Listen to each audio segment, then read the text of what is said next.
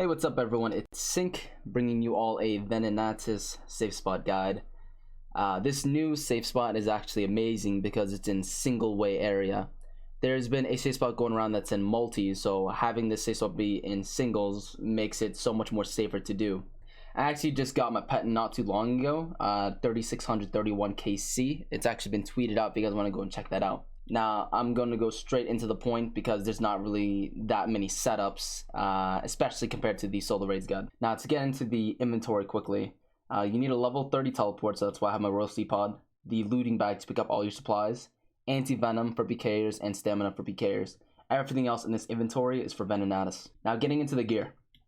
You basically need a crossbow for this method. You could do it with a magic shortbow, I guess, but I wouldn't recommend it. So crossbow is your go-to weapon, especially. I use Bandos Dragonhide because currently it's the cheapest Dragonhide. So if you die, you don't really lose that much. Now, the Abbot's Assembler is really important. It adds a little bit of accuracy and damage. I know that people bring in an RD Cloak for the defense as well as the prayer bonus, but I wouldn't recommend that. Your +3 items are the crossbow, the anguish, and the Pagations. You can downgrade it if you want, but these 3 items are very important. For your crossbow, when you're first learning, I would recommend bringing about 2,000 charges with Revenant Ever. And once you get used to it and you're safe without dying, you could bring in like up to 5,000, maybe even 10,000. But when you're starting off, I would recommend make sure you have 2,000 charges to learn. Now, the +1 would be the Ring of Suffering. I know that when you're getting PK'd, Ring of Suffering helps out a lot because it has insane defense bonuses, especially when it's imbued. Once you get used to Venenatis, you'll actually be bringing in an Archer's Ring imbued because that extra accuracy helps speed up kills an hour by a lot. If you're not interested in that and you don't want to risk a +1, the Ring of Wealth imbued is nice as well because it halves the drop rate of elite clue scrolls and makes it 1 in 50 instead. The blessing here is, it's not too necessary, but if you get like a Holy Blessing, Ancient, or Bandos Blessing, for example, they're all very cheap, so it's that extra prayer bonus that'll help you out. Now focusing on how to actually get there. Venenatis spawns in this general area. So the 3 fastest ways are the Burning Amulet, which I personally don't recommend, the Obelisk, or the Corporeal Beast Games Necklace Teleport. I have my house tab here because I have a Games Necklace Teleport inside of my POH, which is what I'll be using. In my inventory, you can see that I have pre-pots, and I'll explain each of them individually. The range pot, of course, anti-venom for PKers, extended anti-fires for those PKers that use Dragon Fire Bolts when you first, go into the wilderness for the first 5 minutes. Stamina for running there, and imbued heart for that magic defense. So once you have pre-potted all of this stuff, simply empty it all out, go back to your bank, and get all of your brews back out. Once that is finished, make sure to bank your imbued heart, go to your POH or however way you want to get there, and start making your way over to Venenatis. Now quickly setting up the tile markers. I would take a moment to pause the video quickly and mark all of these tiles. I'll be making sure to explain why each tile is marked the way it is.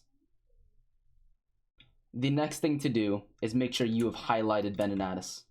You want to highlight all of Venenatis, so you have to go to your settings, NPCs highlight to Venenatis, make sure you spell it correctly, and highlight style, tile. Now, you mainly want to mark the tiles that it spawns on so that you can tell exactly where the aggro range is and where it's going to spawn. Now, before we start explaining how these safe spots work, you need to understand that the tile to the southwest corner is where Venenatis technically is. So this tile is where we're going to be focusing on the most. And that is how we're going to safe spot Venenatis. So as you can see, once we kill Venenatis, the loot will spawn on that tile. Now, focusing on the safe spot, first we have to do the old traditional way that most people are doing right now. We have to stand 1 tile ahead of these tiles marked. When Venenatis spawns, we have to wait 1 tick for it to aggro on us and then start attacking. You never want to attack it immediately off the spawn. This is because when you're protecting magic, it'll prioritize trying to melee you. So that's why it doesn't mage you immediately off the spawn. You have to wait for it to aggro you for 1 tick and then attack it.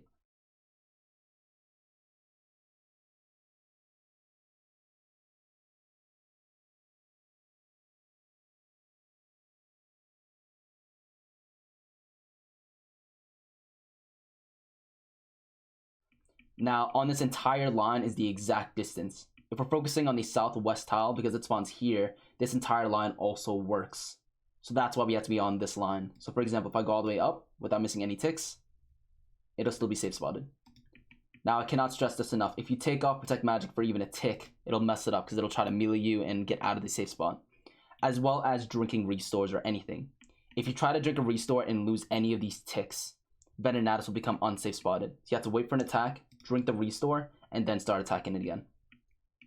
This is the old way. As you can see, I'm still in multi, so I'm very vulnerable. And I'll be explaining the ways to safe spot it in a single combat area. Now, sometimes Venenatis will not actually spawn in this tile. Sometimes the spawn will mess up and it'll spawn one tile southwest, so the entire square is shifted. So whichever way it spawns, I'll be making sure to mess it up on purpose. Like I said before, wait one tick for it to aggro and then attack. So right there, as you can see, it messed up. So now we have to focus on the southwest tile. Once the southwest tile or any of those tiles reach this line, we'll wait a tick and then attack, just like that. Even if it wasn't in that square range, you can see that the southwest tile, or at least the west side of Venenatis, reached this line, and we were able to immediately safe spot it by waiting one tick and then attacking it.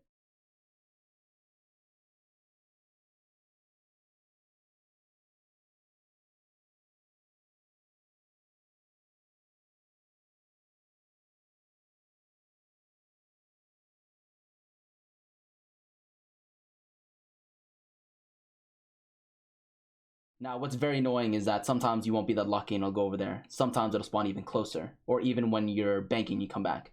So we're going to mess this up on purpose. I'm going to attack Venenatis and hopefully force it to go back right on top of its own spawn point. I like to stand on this line because if I'm on long range and stand here, I'll be out of its aggro distance and it'll start walking back in its own little path. Just like so. Now, if I'm lucky and it doesn't wander off, it'll go back and I can insta set it up. Perfect. Wait a tick and then attack immediately. And now the traditional old way is set up.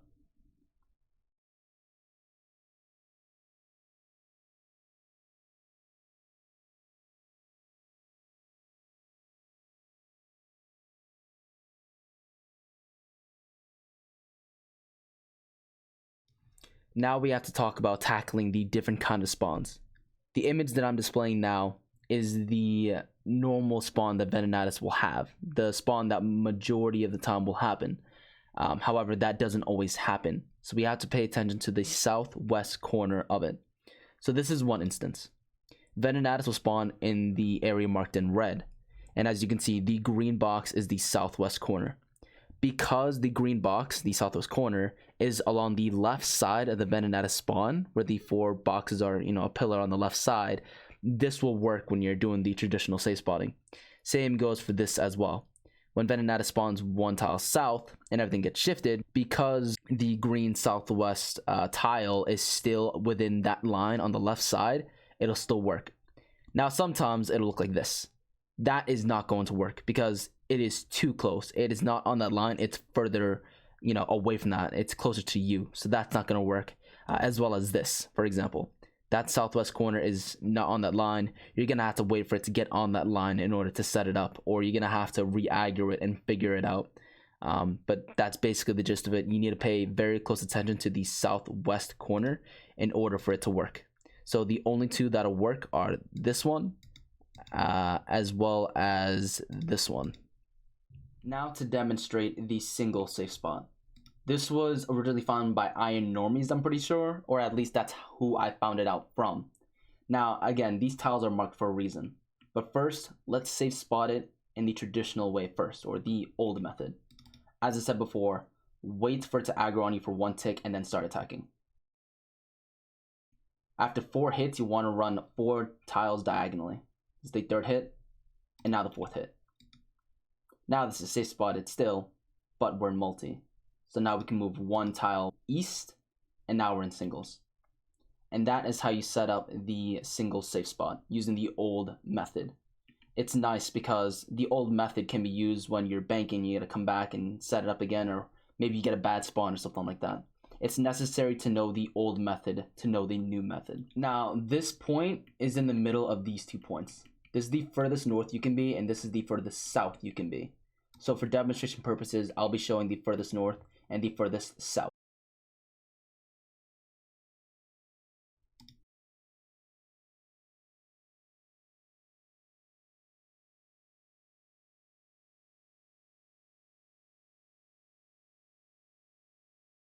Now this will be the furthest tile south possible.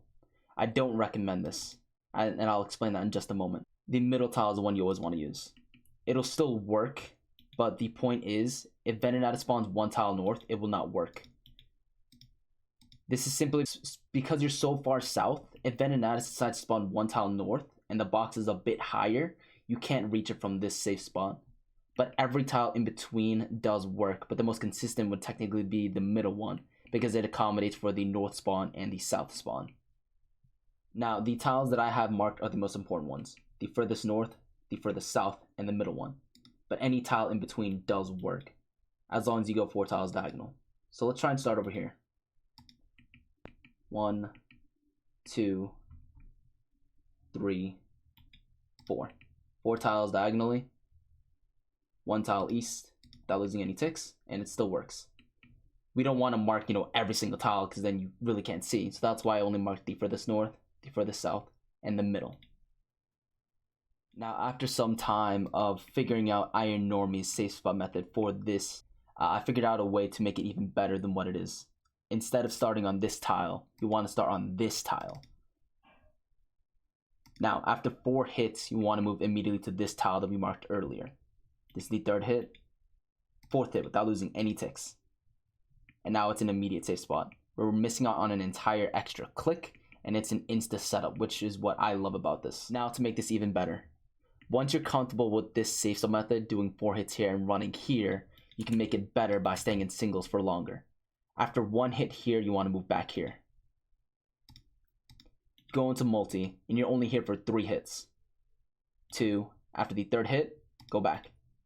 That's 4 hits total, and now you're safe spotted. This means you're in multi for only a couple of seconds, and you have a less chance of dying from PKers trying to snipe you the second you're in multi. So in this sense, you're in multi for about 3 crossbow hits, but still 4 hits total. So you're a lot more safer being in single for a majority of the time. Now to demonstrate this once more.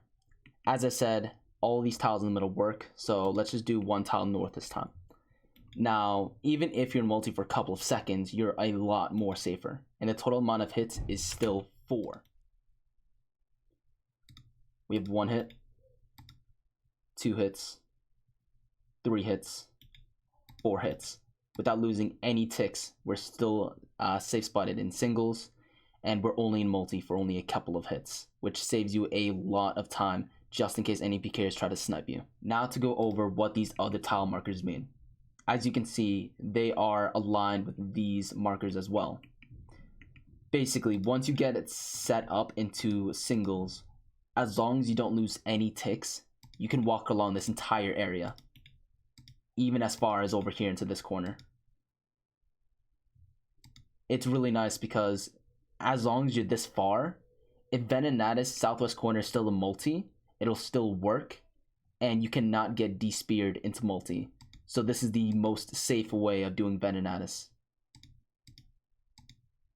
Now, you don't have to necessarily go this far.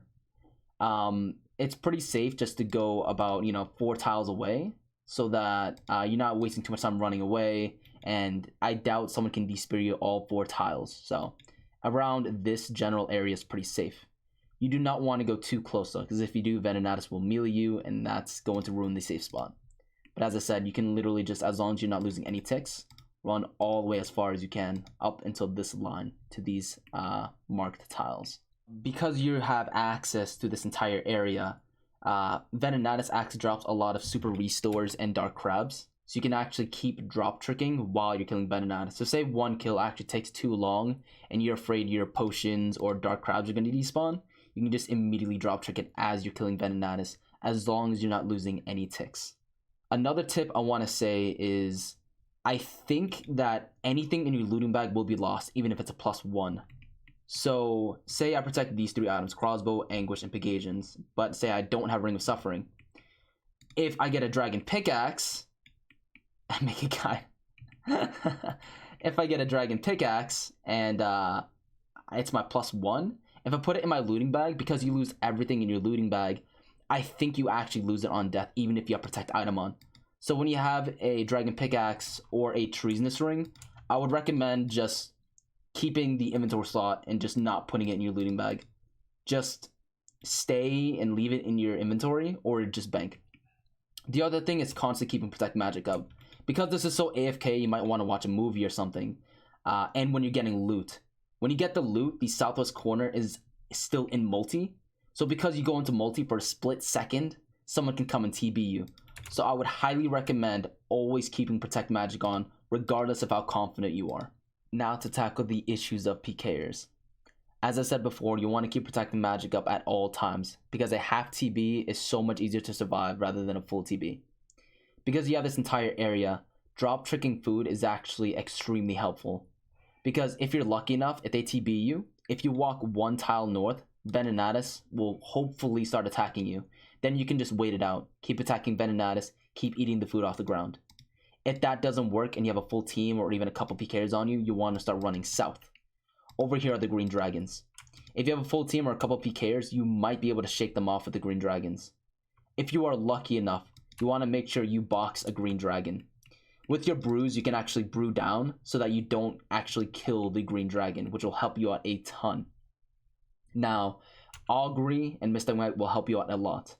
Augury gives you defense and magic defense, so whoever's attacking you will more likely splash on you, and you have a better chance of survival. Now, you want to be careful not to run too far south. If you run too far south, eventually it'll be multi, and they'll get you there. So you want to make sure you can try to shake them off here and run away and log out when you can.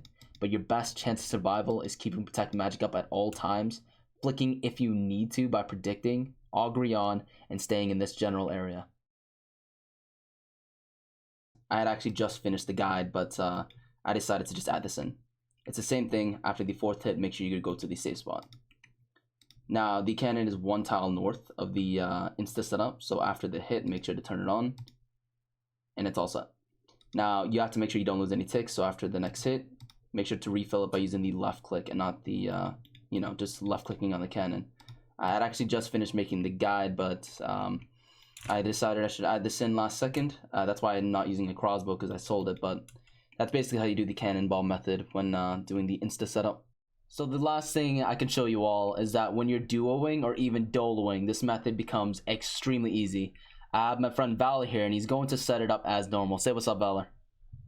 What's up, guys? Basically, he can set up as normal, and you don't need to be tick perfect with him at all. So, as I said, you can be in this entire area at all. He's attacking Venenatis as normal, but I'm gonna mess it up, or, not be on the same tick.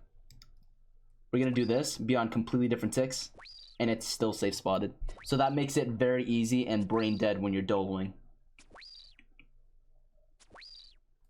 Now, if you're duoing with a friend and you guys want to be evenly matched, you can just do the same method, but just pretend the other person isn't there. Whoever has PID gets priority, but the other just kind of has to predict when the hits are happening. So Valor just kind of counting ticks, and he's on the exact same ticks as me. And now because we're in this area, it doesn't matter anymore. So we both kind of have the exact same chance. The only thing is the gamble at the front, because only one of us can attack Venenatis at some point. The other just kind of has to count the amount of hits that's going on. Right, hopefully this time Valor gets PID. There we go. So now I just have to count the ticks.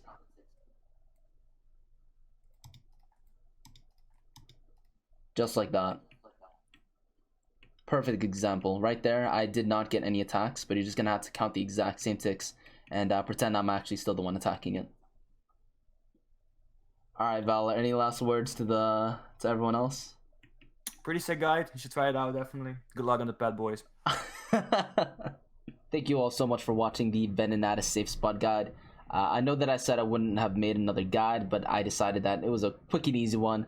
Apologies in advance. I know that this guide wasn't the best. It wasn't as in-depth or good, and I didn't put that much effort into this as I did the solo raids guide, so apologies for that. I did feel like I explained as much as I could with the method that I prefer to do.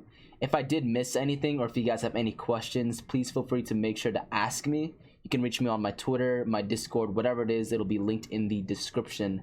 But yeah, thank you guys all for watching. From now on, it'll just be kind of rambling. Because I did get the pet today. As you can see, there's 27 dragon pickaxes and 6 treasonous rings. I don't know how much I made from the regular loot, but it must have been so much. So yeah, just a couple of things, of course. From just these pictures alone, my first curved bone somehow, for whatever reason, was on KC 2820, and as you can see, I actually got it with a dragon pickaxe on the same exact kill. The odds of that is 1 in 855,000. Now, you probably did wondering, you know, hey, Sync, it says you got the curved bone on the last kill, but that's not necessarily true. For whatever reason, whenever you get a curved bone drop, it actually appears before the kill count for whatever reason, as shown in this screenshot, where I actually got another one, which is 1 in 5,000 before I got the pet. Now, of course, later that day, you know, within like a couple kills, that's when I actually got the pet. A little less than 30 kills later, got it the same day, which I thought was really nice, which is basically today. I'm really happy I finally got the pet after 3,631 kills. And by no means am I actually the driest for that. You know, our friend PTFO is actually really dry. He's apparently around 5,000 KC trying to go for that pet, so huge good luck to him. But quick shout out to Iron Normies. He's the one that actually came up with the Safe Spot guide, I'm pretty sure. It was like a mini version of it. I heard about it from Puggin. Shout out to him as well. So if it wasn't for Puggin, if it wasn't for Normies, I wouldn't have been able to make this guide. I wouldn't have been able to figure out the mechanics of Venenatis and figure out where to be safe spotted and how to make it better and where you can be de-speared. So shout out to Normies and Puggin, as well as thanks from Oblivion. He actually, you know, motivated me to even do Venenatis in the first place. I wasn't too sure. I talked to him for a bit. He talked me into it, and this is where I am now, so thanks to him. Our friend Valor, who's in the video today, showing you guys how to duo and showing that it is possible. My friend Aiza, who's constantly putting up with me complaining that I just could not get the Venenatis pet, but I was finally able to get it. And of course, shout out to PTFO and Zulu. Always a pleasure to get an opinion from both of them. PTFO currently getting the Venenatis pet himself and has his own little method as well, which I'm sure he'll be releasing in the future, as well as Zulu, who actually plans to stream it. So shout out to those two, shout out to everybody. Thank you guys all so much for watching, and hopefully I can catch you all in the next video. Take care, everyone.